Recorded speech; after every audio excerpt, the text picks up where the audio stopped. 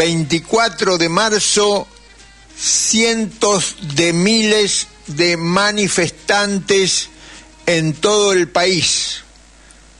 Capaz que algunos cientos de miles incluso en la propia ciudad de Buenos Aires, en la misma ciudad de Buenos Aires. A mí me gusta hacer cálculos propios, pero estuvimos muy metidos en la Avenida de Mayo, que estaba apelmazada de gente y se marchaba a paso de tortuga, más o menos.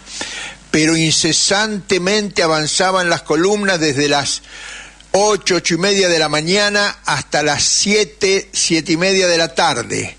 No dejó de transitar por allí las columnas de manifestantes, también por Diagonal Sur, Diagonal Norte, y venían muchas desde el Congreso. Y bueno, en Córdoba, en Tucumán, no sabemos bien en Rosario qué pasó por la cuestión de ya vamos a hablar con Carlos del Frade más tarde sobre Rosario y sobre el narcotráfico, la red troncal del río Paraná, y nos va a contar en detalle cómo estuvo la cosa por allá.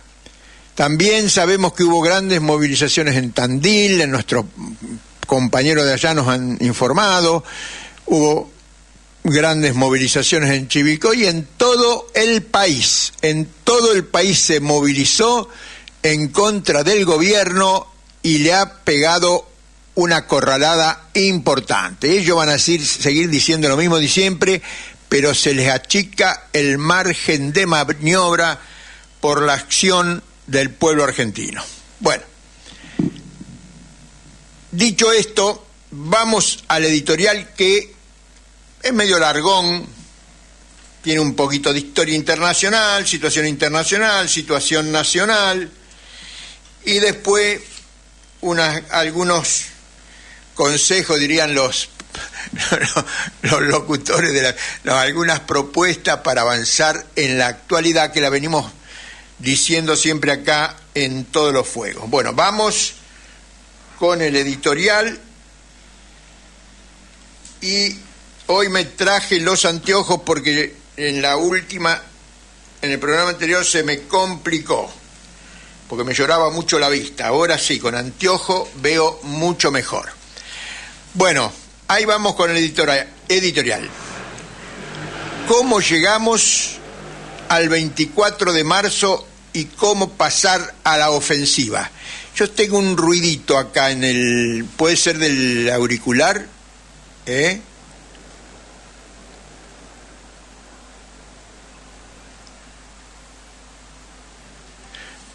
Bueno, parece que es del auricular, espero que ustedes escuchen bien. ¿Escuchás bien allá? Yo escucho impecable, ¿eh? Ah, bueno. Me la aguanto entonces, no hay problema. Bueno, empezamos de nuevo. ¿Cómo llegamos al 24 de marzo y cómo pasar a la ofensiva? Situación internacional. Después del triunfo de la Unión Soviética en la Segunda Guerra Mundial, sí, y los aliados, pero el 70% del esfuerzo de guerra correspondió al país que hemos mencionado.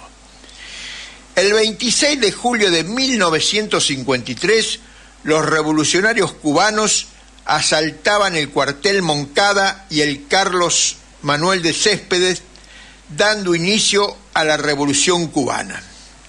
En 1954, los revolucionarios vietnamitas derrotaban en Dien Bien Phu al ejército francés. 3 años después, el primer satélite artificial de la Luna, el Sputnik 1, era lanzado por la Unión Soviética.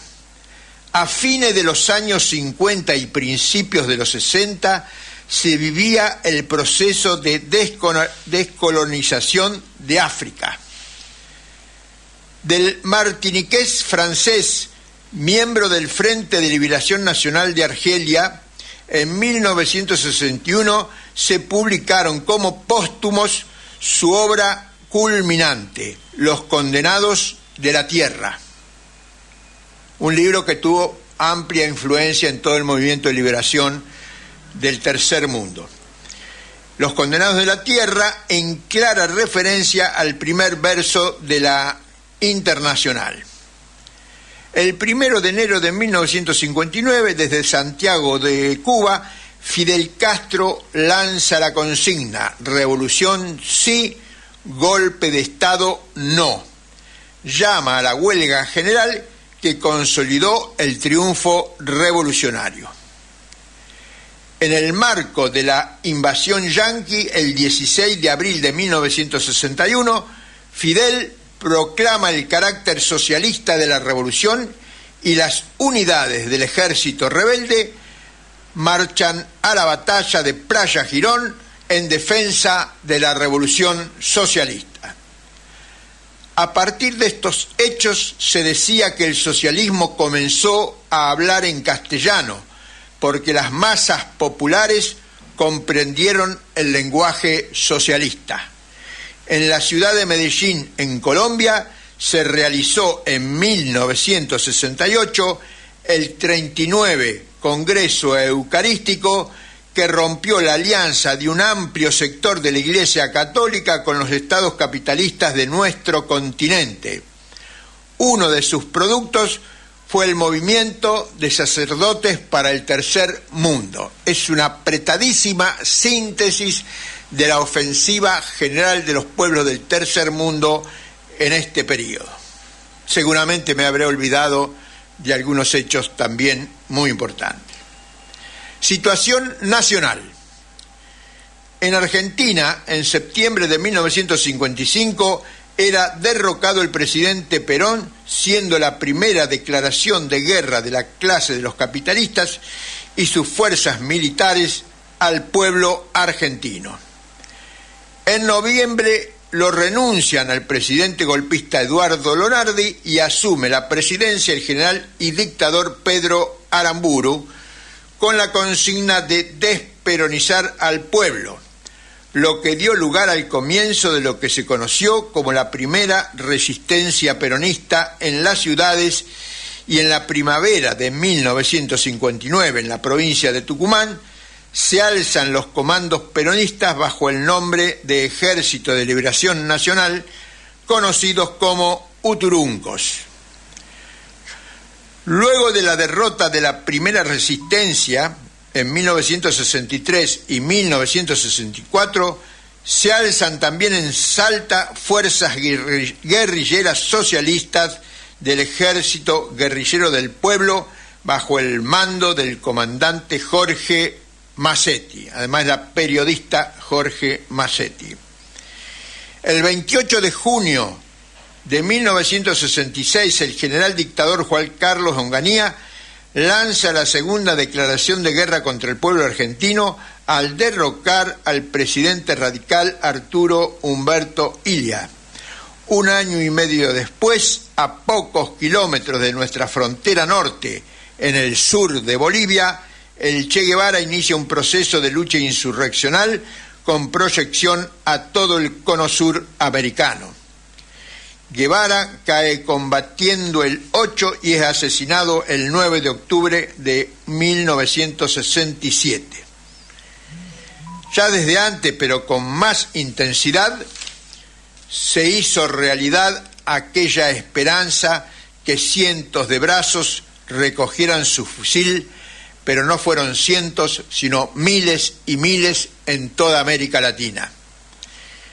En 1969, con el arriba nervioso y el abajo que se mueve, el pueblo argentino, encabezado por los obreros fabriles, le responde a las dos declaraciones de guerra de la burguesía y el imperialismo con los alzamientos con características insurreccionales, características porque no fueron insurrecciones, de Rosario, Córdoba y Rosario, porque hubo dos en Rosario, los que se extendieron a varias ciudades de nuestro país. El levantamiento de la clase obrera y el pueblo dio impulso a 2 decenas de organizaciones revolucionarias en ciernes, 5 de alcance nacional: Fuerzas Armadas Peronistas, Fuerzas Argentinas de Liberación, Partido Revolucionario de los Trabajadores, Ejército Revolucionario del Pueblo, Fuerzas Armadas Revolucionarias y montoneros. Los sindicatos de las fábricas Fiat en Córdoba, Sitrac y Sitram, dieron nacimiento al nuevo clasismo junto al sindicalismo de liberación liderado por Agustín Tosco. Como si fueran las dos piernas del cuerpo humano, lucha de masas y lucha guerrillera, caminó nuestro pueblo para acorralar y derrotar a una dictadura que antes de irse fusiló en Trelew a 19, de los cuales 3 sobrevivieron revolucionarios. Porque los otros 3 también fueron fusilados, nada más que no murieron pese a ser rematados. La masiva solidaridad de con los revolucionarios convencieron a los militares que nada podían hacer, permitiendo las elecciones con la proscripción de Perón y la autoproscripción del dictador Lanusse. El 11 de marzo de 1973, Héctor Cámpora ganó ampliamente las elecciones, asumió el 25 de mayo y esa noche, rememorando la toma de la Bastilla, los presos políticos desde adentro y las movilizaciones populares desde afuera tomaron la cárcel de Villa Devoto, logrando la libertad de los presos políticos de todo el país. El 20 de junio llegó Perón a la Argentina, a quien lo recibió el mayor acto de masas de la historia, pero el acto fue atacado por la propia dirigencia peronista, dando lugar a lo que se conoció como la masacre de Ezeiza, verdadera fecha de inicio del gobierno del peronismo burgués y burocrático, como lo llamaba Santucho. En los meses de junio y julio, las coordinadoras de gremios y delegados en lucha lideraron las movilizaciones del Rodrigazo, llamando a la huelga general con enormes movilizaciones el día 3, hechos que presionaron para que la CGT llamara a la huelga general pasiva los días 6 y 7 de julio. Estos hechos significaron la derrota del gobierno presidido por María Estela Martínez de Perón. Los militares y marinos que venían preparando el golpe desde el mismo 11 de marzo del 73, concluyeron que había llegado el momento de concretarlo. Las masas obreras seguían movilizadas, pero no así los sectores intermedios, por lo ya expuesto y por la ola de asesinatos cometida por la Alianza Anticomunista Argentina, fundada por López Rega por orden de Perón, y el Comando Libertadores de América de militares y marinos. El 18 de diciembre se sublevó el brigadier Jesús Capellini, lo que en el arte militar se conoce como exploración por el combate, es decir, explorar la reacción del enemigo. Y no hubo respuesta política de masas por parte nuestra. El 23 de diciembre las fuerzas revolucionarias recibieron un duro revés al intentar tomar el batallón de arsenales de Monte Chingolo. El 16 de febrero de 1976, las entidades patronales realizaron un lockout que no tuvo respuesta de los sectores populares. Si bien los obreros del Gran Buenos Aires seguían movilizados, los hechos descriptos los dejaron bastante aislados y por su parte crecía el desprestigio del gobierno de Isabel Perón. Las condiciones para el golpe estaban dadas, el que fue concretado en la madrugada del 24 de marzo.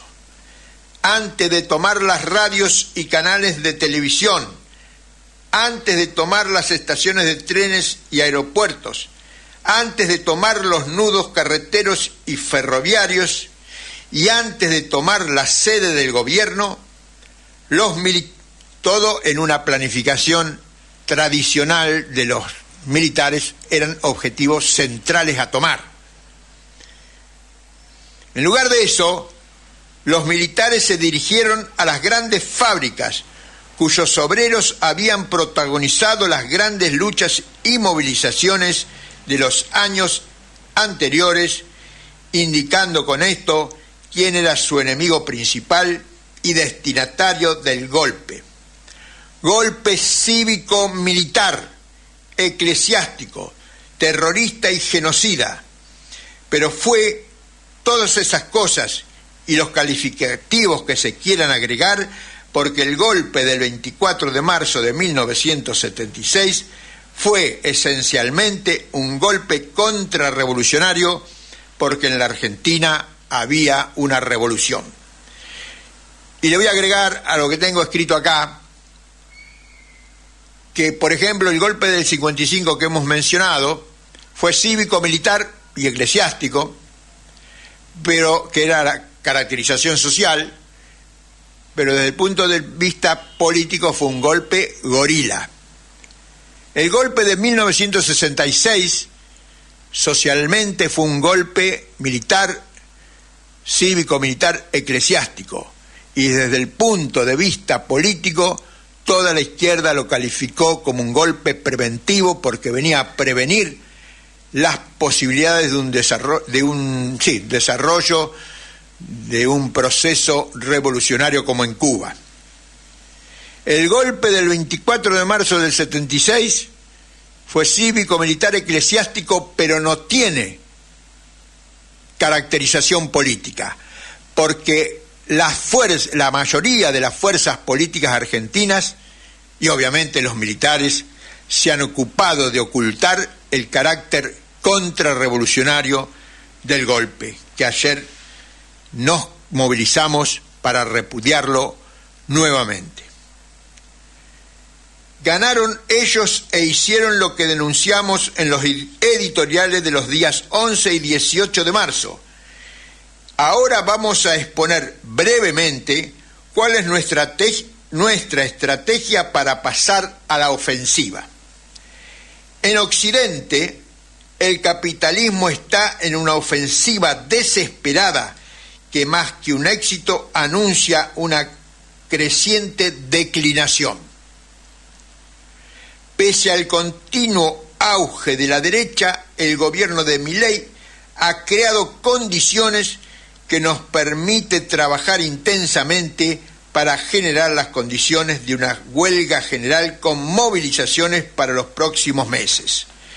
En este sentido se parece bastante al golpe del 66, en el sentido que vino a remover un avispero que estaba más quieto pero que ellos lo revolvieron. Y ahora también, Milei ha dado la señal para que las fuerzas populares y revolucionarias entren en mayor actividad.